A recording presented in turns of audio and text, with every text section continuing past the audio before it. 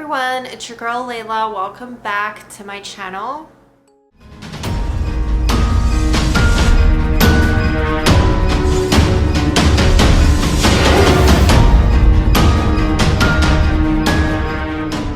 Welcome back to another episode of Spooktober. Okay, so I just realized that this October there's literally 5 Wednesdays. I don't know if that's normal. I think that is every year, but I was just like, what? I mentally prepared myself to do 4 videos for Spooktober. Now I have to add a 5th one and I'm kind of struggling. So if you guys have any suggestions of places that I could go to here around Calgary, I'd like to kind of stay within the city or just a little bit out, just let me know in the comments below. And let's get right into the video, you guys. If you are not already subscribed, please go ahead, click that subscribe button below. I upload 3 times a week, Sunday, Wednesday, and Friday. And if you guys could help out this series, there's a new hype feature here on YouTube. So if you swipe to the right a couple times, you can hype my video so it gains more traction. And I would be so grateful for that if you guys could do that. And yeah, let's get right into it. So in today's video, I'm going to be talking about 5 weird, creepy things that I found in the mountains. As you guys know, I'm an avid hiker. I go hiking all the time, all year round. And so far this year, I'm at 37 hikes. I'm trying to get to 52. It's like a 52 hike challenge. So with that, I have definitely been to some creepy spots in the mountains and I've definitely seen some creepy things. So I thought I would share them with you. So if you are interested in going to any of these places, I'll kind of leave like a little caption here at the bottom of the screen letting you guys know distance, elevation gain, how I rate the hike, moderate, easy, hard, and all that. So if you guys are in Alberta, you can check these places out for yourself. So without further ado, the first place that I'm going to be talking about is the Hermit Cabin of Inglismaldi. I actually have a full Spooktober episode dedicated to the Hermit Cabin of Inglismaldi, so if you guys want to check that out, I will leave it down below. But basically, this is located just off of the Johnson Lake Trail. There is a trail that completely wraps around Johnson Lake, and if you go slightly off trail for a few hundred meters or so, you're going to be met with this really old cabin in the woods. Really creepy. Okay, so this was home to Billy Carver, and he built this cabin in the woods in 1910. He lived here as a hermit for 27 years. He occasionally worked in the coal mines nearby, and he was supported by a friend in town called Guy Moy, who would bring him food and supplies occasionally. When he lived here, Billy's cabin was furnished by handmade furniture like a couch, a table, and a chair. He also had a small stove on the inside so he could keep warm throughout the winter and cook. Later, an extension was added to the cabin which served as his bedroom. So if you've ever been to the Hermit Cabin, you know that it's pretty low. Like, you can touch the ceiling really easily, and to get into the cabin itself, you kind of have to duck because it is meant for someone that's maybe 5 foot. It's such a small and low space that it's just crazy that someone actually lived there for 27 years. In December of 1937, some local boys came upon the cabin in the woods, and Billy was in poor physical shape. So they let authorities know, and he actually was transported back to town and later died in the hospital. RCMP did an investigation on him and realized that there was no reason for his seclusion. He was not wanted for anything. He just preferred a solitary lifestyle in the middle of the woods. So it is said that Billy's ghost haunts the cabin today. He keeps a watchful eye on his old home. So if you guys want to check out the Hermit Cabin of Inglismaldi, take a day trip to Johnson Lake and wander around. Okay, so the next one is a really interesting one as well. This is Missing Link Mountain. Now we're gonna go into Kananaskis for this one, and the southern side of Kananaskis. You can get to this one also from the west, but it's way longer of a drive, so you're better off going south, kind of Longview area, and then going up to Missing Link. It's just off the Gorge Creek Trail, and this one has a really interesting landmark, and that is a bone tree. So if this wasn't such a well-known, well-photographed tree, based on all trails reviews, photos that I saw on online blogs when I researched the hike, then I would have found this really, really creepy. Because it's not every day that you're gonna come across a tree decorated with bones. And it's hard to tell what animal this is from. It's either from a deer or a cow. And the first time I visited Missing Link Mountain was back in 2021. And the last time I visited Missing Link was last year in 2024, and the bones are still there. They feature a pelvis bone, a spine, and other bones on the ground around the tree. And this makes a marker kind of as a halfway point when you're in the forested area of the Missing Link Trail. So this trail I would classify as moderate. So if you're going for a hike with some older kids or something like that, or if you just are into moderate hikes, this is a good one, and you'll be met with this creepy bone tree. I don't know that there is a story behind this one. It might have just been a kill over the winter, maybe like a cougar or something that killed either a deer or a cow, and then obviously a human hung up the bones in the trees in the spring or something. I've just never seen anything like this in the mountains, so it's a really cool one. Next up we have Junction Hill. Okay, so I've tried to do this one a couple times. Well, I've done this one a couple times. The first time I tried to hike this, it was like infested in ticks, and I left very shortly after starting the trail.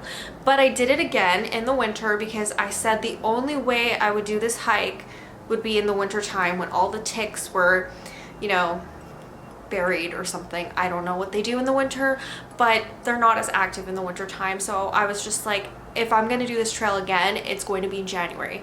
I did this one in the beginning of this year, 2025, and it was very interesting. I didn't expect to find anything creepy there, but honestly this trail is also a little bit out of the way, located in southern Kananaskis, and I feel like it's not that popular. There's not a lot of people that do the Junction Hill Trail, but the first thing I noticed when I was going up to the ridge was bones. There is a lot of sections on this trail that had bones. I mean, it kind of makes sense in a place that doesn't have that much human activity that there would be bones. But there was also a cougar warning here back in the spring, so it sort of makes sense with that, right? It's probably a really good place for cougars to go hunting since there's not a lot of humans there. But I believe that these are sheep bones, like Rocky Mountain bighorn sheep, or maybe deer bones. I'm not exactly sure, but there was bones on the one side of the trail. Then we went all the way to the ridge summit and then down the other side as it was starting to get dark. It was kind of getting into sunset. I don't miss the short winter hiking days. I really don't miss that, when it would be dark by 4 p.m. kind of thing. So we were going around the ridge on the other side. It was starting to get dark, and I noticed a grave. There is a grave site on this trail, and I tried to do my research trying to figure out who this grave really belongs to, or if it's just like a memorial of this being someone's favorite hike. I'm not exactly sure, but it's called Shorty's Grave, and I don't know if it's a memorial for a lost hiker, because that's what it sounds like based on what the plaque says. But I've gone through Reddit posts and stuff like that. Someone said it might be someone's dog that's buried there. I'm not exactly sure, but it's not every day that you are going to find a grave on a hiking trail, especially one that's so secluded like Junction Hill. But yeah, I found it really interesting, and it definitely fit the vibes of that day, you know, like a slow winter day in the mountains, kind of warm. So the snow kind of melted a bit. You can see the dead grass, dead fall, dead trees, and then it starts to get dark and you see a grave. Yeah, so this one is going to be on the harder side of moderate for this video. So if you are interested in checking out Junction Hill, you're in for kind of a challenging hike. So keep in mind when I am rating these hikes, I'm rating it as if someone's never hiked before, kind of thing. So if you've never hiked before, this is going to be a harder trail for you, or if you're doing it with kids, whatever the case may be. But personally for me, I find this trail very moderate, like easy moderate, but you might find this one a little bit challenging if you don't hike that much. Okay, let's move on to number 4. It is Lil Ghost Town, located in the Crow's Nest Pass area. And I'm gonna be talking about a couple ghost towns in this video. So my next one will also be a ghost town as well. Okay, so there was a time where coal mining was the it thing for Canada. It was a really good way to earn money, and they turned a lot of remote places into these little coal mining towns, and slowly they kind of all died, including Lil. So Lil was a coal mining town originally called French Camp. It was founded in 1901, and it was renamed Lil after Lille in France when the company's financial backers came from there. Now by 1906 to 1910, it had grown to 400 people. It has seen many services like a hotel, school, post office, general store, hospital, RCMP detachment, etc. The coal in Lil's mines actually contained a high ash content, making the coal not the greatest quality, which saw a decline in Lil. Costs to maintain the coal mines were rising, and the price of coal was declining. And also, the Frank slide happened in 1903 in the area, not that far away, and it damaged a lot of the railway infrastructure there. So trying to get the coal out of Lille and out and sold to other places was almost impossible. By 1912, the mine closed, and by 1913-14, the town was in a decline and eventually became a ghost town. Today the site is a provincial historic site, and there is definitely some remnants of the town still left over. Not that much. I wish that they had kept some of the buildings in these places. I mean, I understand why, because they did the same thing with Bankhead. Bankhead has way more buildings than Lil. I wish they kept like a couple things, but there is the Bernard style coke ovens that were made out of bricks from Belgium. They're still there today, the ruins of them anyways, and it's basically the main attraction of Lil. They are just really cool. They are really cool, and it's something that you don't see every day, especially on a hiking trail. There's also foundations of buildings and cellars from houses from back then, as well as a cemetery with 2 or more graves. I actually didn't find the cemetery on this trail. The trail is actually pretty hard to follow, especially if you're using an all trails map or something like that. Maybe just toss that out the window, because it's not really going to help you on this trail. This is a very interpretive trail, but I would say it's not well marked, and it's definitely something that you really just need to go around and explore. There's not a definite route on this one. Now let's talk about the hauntings of Lil. People that visit the site often say that they have an eerie feeling. There's cold spots that they feel, especially around the cemetery, and I would completely agree with the eerie feeling. It's just, it feels like you're visiting an abandoned place, but it's almost like a heavy feeling at the same time. It's kind of hard to explain, but you have to experience it yourself, I would say. People report a sense of being watched when they're around the town site, and there's multiple ghost tours that can actually bring you here. So if you're not keen on driving up the really rough road to get here, there's definitely tour companies that will bring you here and tour you around the town. They also provide stories and backstories on the people that lived in Lil, which is really interesting. So definitely go ahead and check out Lil. Just know that part of the road is unpaved getting here, and it's basically an ATV trail. If you own an ATV, you don't even have to hike this one, honestly. Just take your ATV up the road and, you know, obviously park it in a safe place and then walk around the town site without your ATV. But yeah, I would say the trail is pretty straightforward. It's easy, but if you don't hike, maybe more moderate because it's kind of long, but just keep that in mind. It's up an ATV road, it's relatively flat, it's just the distance of the trail is kind of long. But yeah, definitely if you're in the Crow's Nest Pass area, you're checking out Frank Slide, which is also a haunted site, really eerie place. I did not include that in this video because it's not typically a hiking trail. There is kind of a hike around there, but you know, honorable mentions, Frank Slide is nearby. And last but not least, number 5 is going to be Bankhead in Banff. So this one is located actually pretty close to Johnson Lake. It's probably like a 10-minute drive away from Johnson Lake. So if you are visiting the hermit cabin of Inglismaldi and you guys want to go for a little bit longer of a hike that's nearby, definitely go to Bankhead. The first time I visited Bankhead was a really long time ago. I want to say back in 2018, 2019, around there.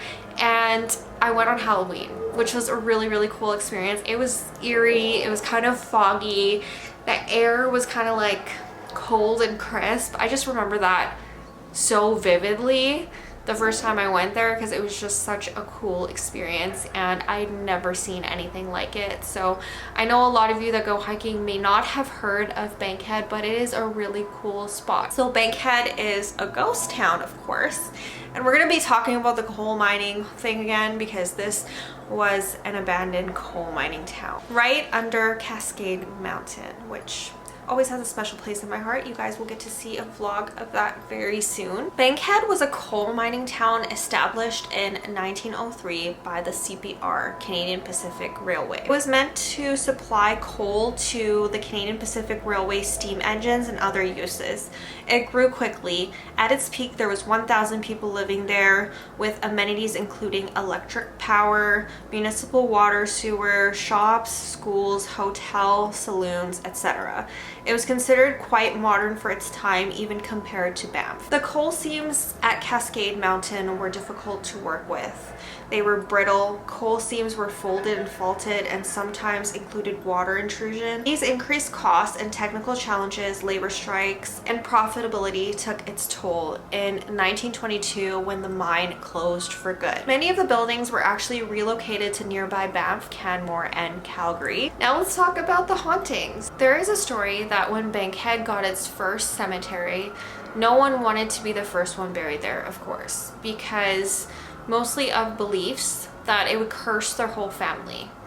But now someone did get buried there, and his name was Yi Chow, and he was a worker in the mine. After this, people kind of disregarded the taboo because there was already someone buried there. The only other burial that was reported in Bankhead Cemetery was of a dog. Let's talk about the alleged town curse.